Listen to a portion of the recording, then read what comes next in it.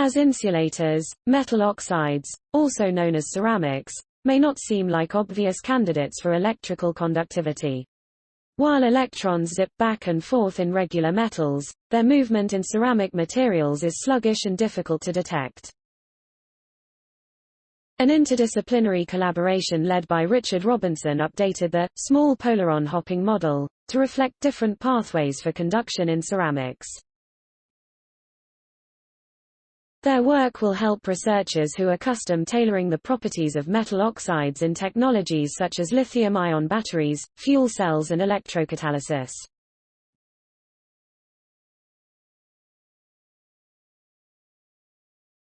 But ceramics do contain a large range of conductivities. This behavior was laid out in 1961 in the small polaron hopping model, which described the movement of polarons, essentially electrons coupled to a lattice distortion, from one end of a material to the other.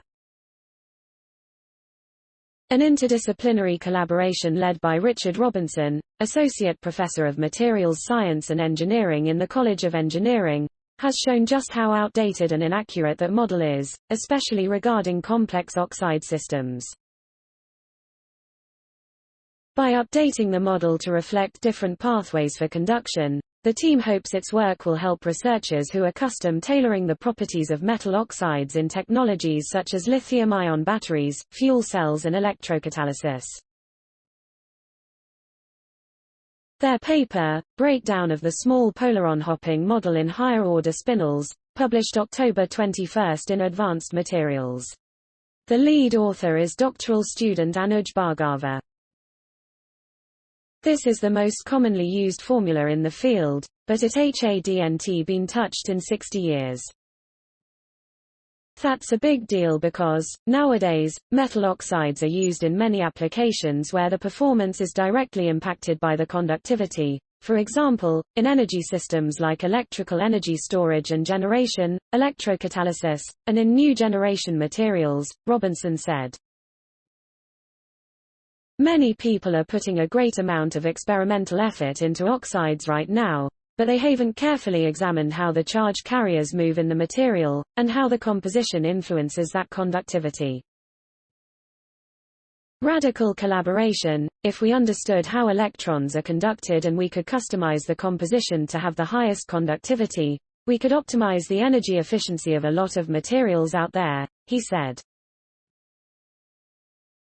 To get a detailed look at the way electrons move in metal oxides and how their occupation sites can affect the material's conductivity, Robinson turned to Darrell Schlom, the Herbert Fisk Johnson Professor of Industrial Chemistry. Schlom and his team used the platform for the accelerated realization, analysis, and discovery of interface materials (PARADIM), and the Cornell Nanoscale Science and Technology Facility (CNF) to grow and characterize thin crystalline films of manganese-doped iron oxide (MnX Fe3XO4). Robinson's group then used the Cornell high-energy synchrotron source (CHESS) to determine the atomic locations and the charge state of the positively charged ions, called cations, and measured how the material's conductivity changes at different temperatures. They brought the material to Lena Korkutis, associate professor in applied and engineering physics, who used advanced electron microscopy to get an atomically precise view of the crystal's substrate and compositional gradients, and confirmed the team's findings. Lastly, Robinson's team consulted researchers at Technion, Israel Institute of Technology, who used computational methods to explain how polarons hop differently in materials based on the energy barriers and oxidation states.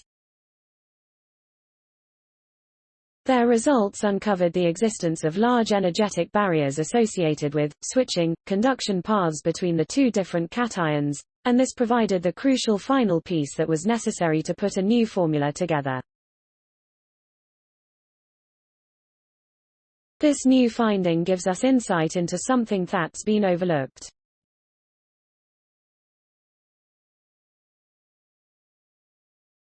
Instead of the Edisonian trial and error approach of just making and testing a bunch of new materials, We can now take a more systematic approach to figuring out why the materials behave differently, especially on this really important level, which is electronic conductivity, Robinson said.